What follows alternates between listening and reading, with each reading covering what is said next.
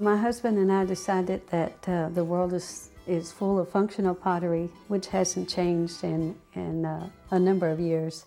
And so what we decided to do is to have fun with our pottery.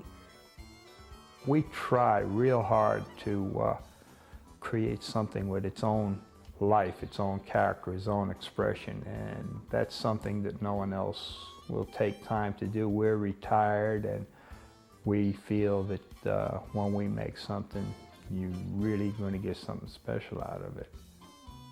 We make everything from aardvarks to zebras.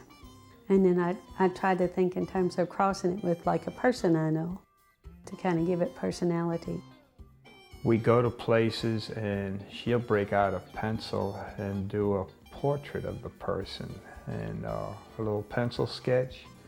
And I'm a people watcher, and we like to pick up expressions on people's faces and things, and we try to put it on clay. Like the camels, for example, I started making them for a few friends who like camels. And you know, they're something that we sell a lot of because their faces are so movable. I was reading National Geographic, and they had an article on Saudi Arabia, and it was an article about a beauty contest for camels. And I was saying, a beauty contest for camels? And I kept on reading it, and it said that the Saudis, if the nose was bigger or the lip hung down or it had a real funny cock of its mouth and his eye was sort of messed up, this was a comical thing, but it was also a thing of beauty. If this animal could say something, what would it say? I like work that speaks to you. And so, you know, most of our pieces are saying something. If it's duh, or, you know, if it's happy.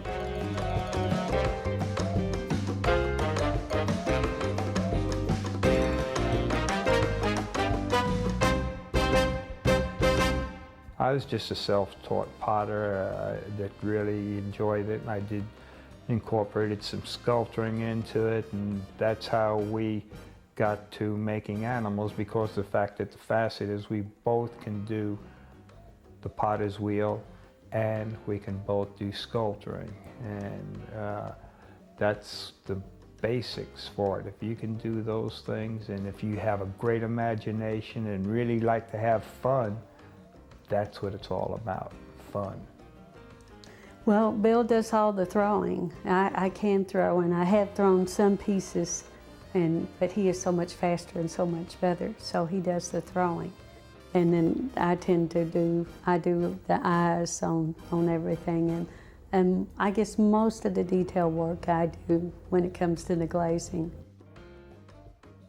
I guess that's the biggest thing, working with my husband and collaborative work. We feed on each other, you know, and he'll laugh at me and I'll laugh at him.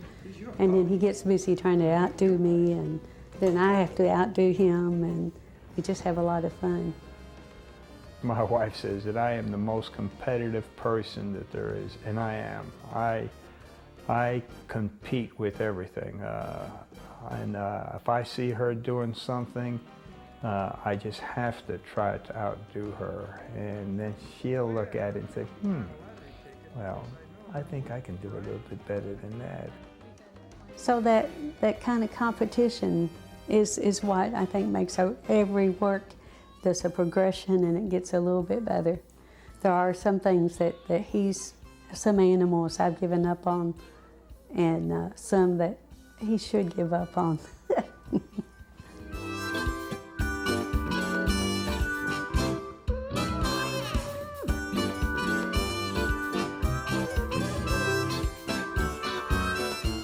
Whimsical, we're crazy, whatever you want to say, but we have fun. That's the big thing. We really enjoy what we do, and that's really the basic thing. We enjoy what we do, and we try to create something that's really different. When we say, this is a collectible, it is. It's a one of a kind. We never intend to make how am I going to say, two things the same, or even not even consider making a mold of anything we make. Everything is a one of a kind. And we just have fun doing it. That's one of the things I like about potters is they tend to be very down to earth. But as artists, we can take ourselves way too seriously. I think our pieces are very whimsical, and I like being whimsical. I think God, there's enough suffering in this world, you know. And why shouldn't you be able to sit down at a table and laugh at your dishes?